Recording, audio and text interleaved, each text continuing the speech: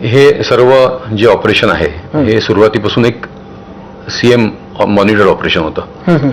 मान्य मुख्यमंत्री महोदय महाराष्ट्र राज्य यांच्याकडे खराताची जी दुष्कर्म आहेत त्याचे व्हिडिओ गेलेले होते आणि त्यांनी पोलीस महासंचालक महाराष्ट्र राज्य पोलीस आयुक्त नाशिक आम्हाला स्पष्ट सूचना केल्या की हा जो काही प्रश्न आहे हा महिलांची सुरक्षा त्यांची मान मर्यादाचा प्रश्न आहे आणि ह्याच्यामध्ये कोणी आरोपी असला कोणाशीही कनेक्टेड असला तरी त्याची गय करता कामा नये आणि आपल्याला ह्याच्यात कायदेशीर कारवाई करायची आहे. या स्पष्ट सूचना प्राप्त झाल्यावर माननीय पोलीस महासंचालक दाते सर यांच्या मार्गदर्शनाखाली आम्ही हे पूर्ण ऑपरेशन प्लॅन करायला लागलो. त्याच्यामध्ये सगळ्यात महत्वाची जी गोष्ट होती ती कंप्लेंट तयार करण्याची होती आणि कंप्लेंट तयार करून म्हणजे त्यांना विश्वासात घेणं, त्यांच्या घरच्यांना विश्वासात घेणं आणि ती FIR करणं, ही सगळी सिक्रेसी मेंटेन करणं. म्हणजे आमच्या नाशिक पोलीस दलामध्ये पण एक म्हणजे कंप्लेनंट स्वतः सीएम साहेबांकडे गेलेले नव्हते, फक्त असा प्रकार घडतोय हे कोणीतरी त्यांच्यापर्यंत आणलं होतं. बरोबर. अच्छा. हा हा. मग पुढे. हा. त्यामुळे हे पूर्ण जे डेव्हलप करायचं म्हणजे ते व्हिडिओमध्ये स्पष्ट दिसतंय आपल्याला.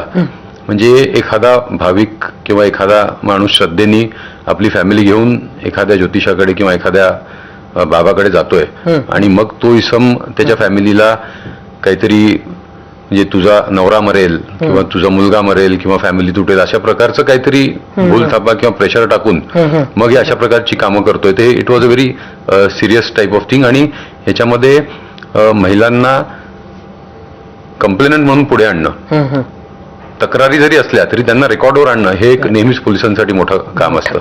ते मला वाटते जी गोपनीयता जशी सिक्रेसी पाळण्यात आली आणि त्याच्यामध्ये जो विश्वास रिस्पेक्टेड ऑनरेबल सीएम सर आणि DG दाते सरांनी आमच्यावर जो विश्वास टाकला तर त्याच्यामध्ये आम्ही सार्थ ठरलो. खरं तर बिहाइंड द सीन्स बरंच काही केलं असेल. ह्याला किती काळ लागला?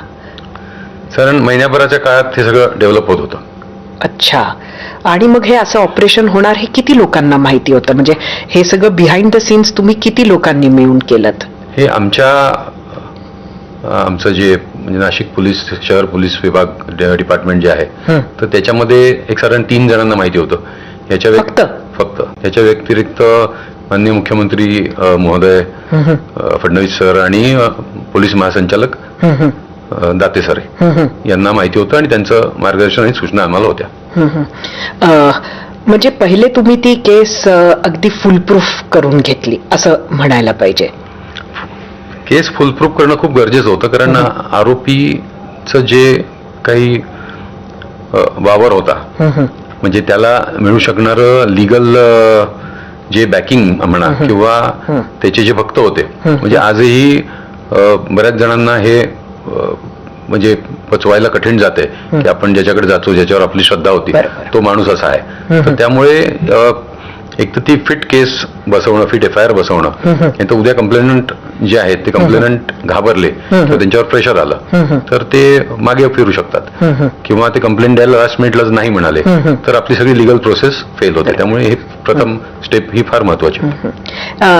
एक अशी चर्चा आहे किंवा अशी माहिती आहे की सर्वप्रथम त्याच्या ऑफिसमध्ये काम करणारी एक व्यक्ती किंवा मदत मागायला गेलेली एक व्यक्ती ही एका आमदाराकडे गेली अशा पद्धतीचं होतंय किंवा असे काहीतरी व्हिडिओज घेऊन ती व्यक्ती पहिले कुठल्या तरी आमदाराकडे गेली पण आमदारानं ते प्रकरण पोलिसांकडे किंवा समोर आणण्यापेक्षा खुद्द अशोक खरातलाच सांगितलं आणि त्यामुळे त्यावेळेला ते प्रकरण दाबल्या गेलं. ह्यात किती तथ्य आहे? हे आता मीडिया रिपोर्ट्स मधूनच माझ्याही लक्षात आलं पण अशी माहिती आमच्याकडे तरी आतापर्यंत आलेली नाहीये.